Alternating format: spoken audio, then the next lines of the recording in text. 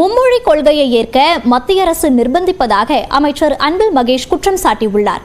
சென்னையில் செய்தியாளர்களிடம் பேசிய அவர், மும்மொழி கொள்கையை ஏற்றால் பள்ளிக்கல்வித்துறைக்கு அரை மணி நேரத்தில் நிதி ஒதுக்கப்படும் என்று மத்திய அமைச்சர் தர்மேந்திர பிரதான் கூறியதாக தெரிவித்தார்.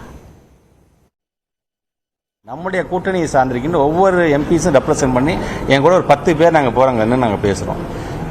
நீங்கள் என்இபிக்கு ஒத்துக்கோங்களேன், என்இபிக்கு மும்மொழி கொள்கைக்கு ஒத்துக்கோங்க, matter of second within half an hour உங்கள் பணத்தை நான் ரிலீஸ் பண்ணுறேன் அப்படின்னு சொன்னாங்கன்னா அது என்ன அர்த்தம்? அது ஆக நாங்கள் அவ்வளோ ஹம்பிளாக அப்ரோச் பண்ணுறோம். நாங்கள் செஞ்ச பெர்ஃபார்மன்ஸை எடுத்து நாங்கள் பேசுகிறோம். நாங்கள் அப்போ பேசும்போதே மாண்புமிகு யூனியன் மினிஸ்டர் தர்மேந்திர பிரதான் சொல்லும்போது, நானே ஐ எம் ஃப்ரம் நான் ஹிந்தி ஸ்டேட், நானே ஒரியாலேருந்து தான் வந்திருக்கேன், அப்போ நானே சொல்கிறேன் இல்லை அப்படிங்கும் பொழுது நான் சொன்னேன், சார் எங்களுடைய ஸ்டேட்டோடைய சென்டிமெண்ட்னு ஒன்று இருக்குது.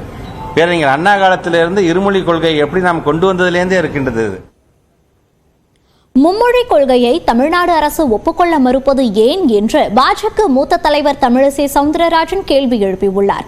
நியூஸ் 18 தொலைக்காட்சிக்கு தொலைபேசி வாயிலாக பேசிய அவர், 3வது மொழியை கற்றுத்தராமல் தமிழ்நாடு அரசு மாணவர்களை வஞ்சிப்பதாகவும் குறை கூறினார்.